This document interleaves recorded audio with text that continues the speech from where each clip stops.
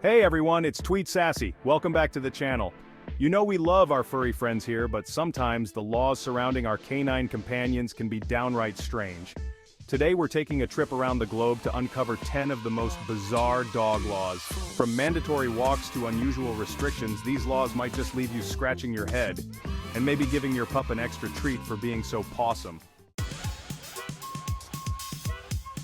Alright, first up, we're heading over to Switzerland, the land of chocolate, cheese, and mandatory dog walks. That's right, in Switzerland it's not just encouraged, it's the law.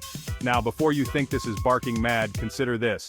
Daily walks aren't just about letting your pup sniff every lamppost on the block. Okay, maybe it's a little about that, but it's also vital for their physical and mental health. Think about it, just like us, dogs need exercise to stay fit, trim, and full of energy.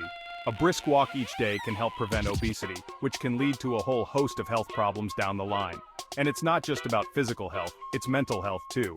Walks provide crucial mental stimulation, allowing dogs to explore their surroundings, engage their senses, and let's be honest, work on their social media game sniffing posts is how they stay connected, right? Plus, a tired dog is a happy dog, and a happy dog means a happy owner. So, while it might seem a bit strange to legislate walks, you have to admit, the Swiss are really onto something here. Next stop, Italy, home to pasta, pizza, and mandatory dog seatbelts? That's right, in Italy our furry friends need to buckle up just like the rest of us. Now, you might be picturing a tiny dog harness with a miniature seatbelt, and honestly that image is pretty adorable. But cuteness aside, this law is all about safety, both for our four-legged passengers and for everyone else on the road. Think about it, an unrestrained dog in a moving vehicle can become a dangerous projectile in the unfortunate event of an accident. And even if there's no accident, an unrestrained dog can distract the driver, jumping on their lap or moving around the car. It's like having a furry little backseat driver who doesn't know the traffic laws. So Italian lawmakers decided to take action, making it mandatory for dogs to be secured while driving. This usually means using a special dog seatbelt or a travel crate that's properly secured in the vehicle. It might seem a little unusual at first, but when you think about the potential risks, it makes perfect sense. Plus, it means your furry co-pilot can enjoy the ride safely, hopefully without trying to grab the steering wheel. From Italy, we're traveling north to Germany, a country known for its efficiency, its love of cars, and its strict rules about barking dogs. That's right, in Germany, excessive barking is a big no-no. Now, we all know dogs bark. It's their way of communicating, expressing their excitement, or maybe just letting us know the mailman is nearby. But in Germany, there's a limit to how much barking is considered acceptable, especially when it comes to disturbing the peace. This law is really about being considerate of your neighbors. Nobody wants to be kept up all night by a chorus of canine howls, and in densely populated areas, noise pollution can be a real problem. So, while the occasional woof is perfectly acceptable, persistent barking that disrupts the neighborhood peace and quiet can actually land dog owners in hot water. It's all about finding that balance between letting our furry friends express themselves and ensuring everyone can enjoy a peaceful environment. Chapter 4, Iran, a different cultural perspective on canines. Now we're hopping continents and heading to Iran, where we encounter a very different perspective on dogs in public spaces. In Iran, dogs are not allowed in many public places.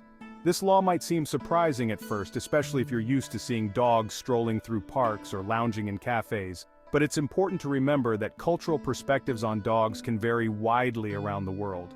In Iran, the tradition of keeping dogs as pets is not as common as in some other cultures. There are historical and religious factors that have influenced this perspective. While some people in Iran do keep dogs as pets, there are specific rules and customs surrounding their care and presence in public. It's all about respecting those cultural differences and understanding that what might seem commonplace in one part of the world can be viewed quite differently in another.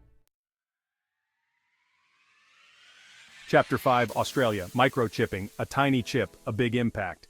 Let's hop over to the land of kangaroos and koalas, Australia, where they take pet identification very seriously. In Australia, microchipping your dog isn't just a good idea, it's the law. Now you might be wondering, what's a microchip and why is it so important? Well, a microchip is a tiny device about the size of a grain of rice that's implanted under your dog's skin. This microchip contains all your contact information, so if your furry friend ever goes missing and ends up at a shelter or vet clinic, they can be scanned and you can be reunited.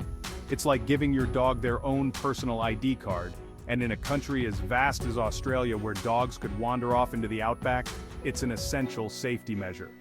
So, while it might seem like a small thing, microchipping can make a world of difference in reuniting lost pets with their families. Chapter 6. Japan.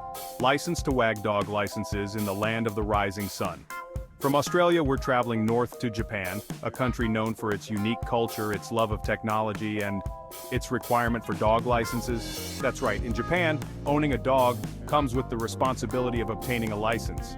Now, before you imagine dogs lining up to take a driving test, let's clarify what a dog license in Japan entails. It's basically a way for the government to track dog ownership, ensure dogs are properly vaccinated against rabies, and promote responsible pet ownership. When you get a dog license in Japan, you're typically required to provide information about your dog, like their breed, age, and vaccination records. This helps authorities monitor the dog population and respond quickly in case of any disease outbreaks. It's all about creating a system where dog ownership is recorded and regulated, which ultimately benefits both dogs and humans. Chapter 7. Singapore. Breed-specific legislation, a controversial topic. Our next stop takes us to the island nation of Singapore, where we delve into a more controversial aspect of dog laws, breed-specific legislation. In Singapore, certain breeds of dogs are banned or restricted. Now, breed-specific legislation is a complex issue with strong opinions on both sides. The intention behind these laws is often to prevent dog bites and protect public safety. Certain breeds, often those with a powerful build or a history of being bred for guarding or protection, are sometimes perceived as more likely to cause harm.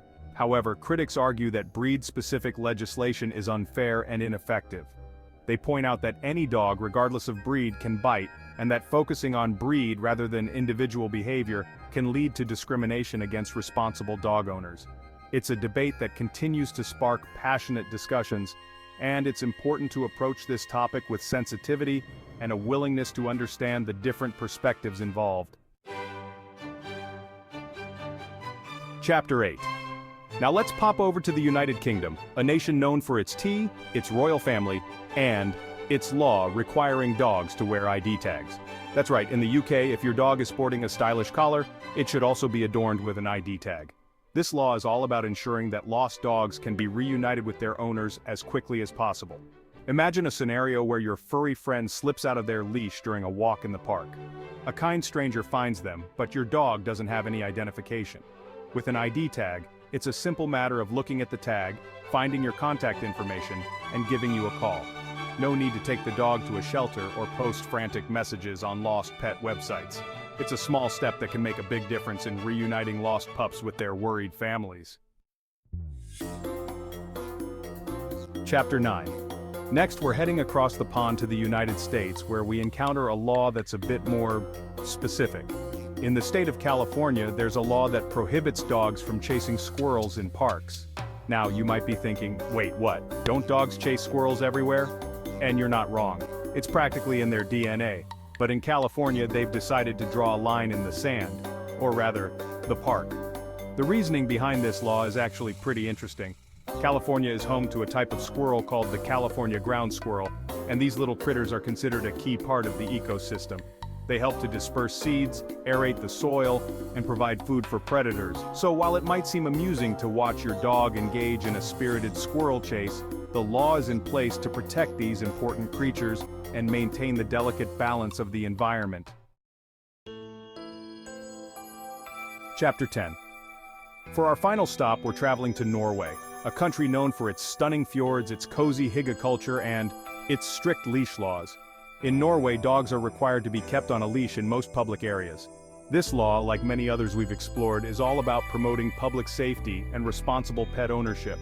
When dogs are on leashes, it's easier for owners to control their movements, prevent them from approaching strangers who might be afraid of dogs, and avoid any unwanted encounters with other animals. It's about creating a space where everyone, both two-legged and four-legged, can feel safe and comfortable.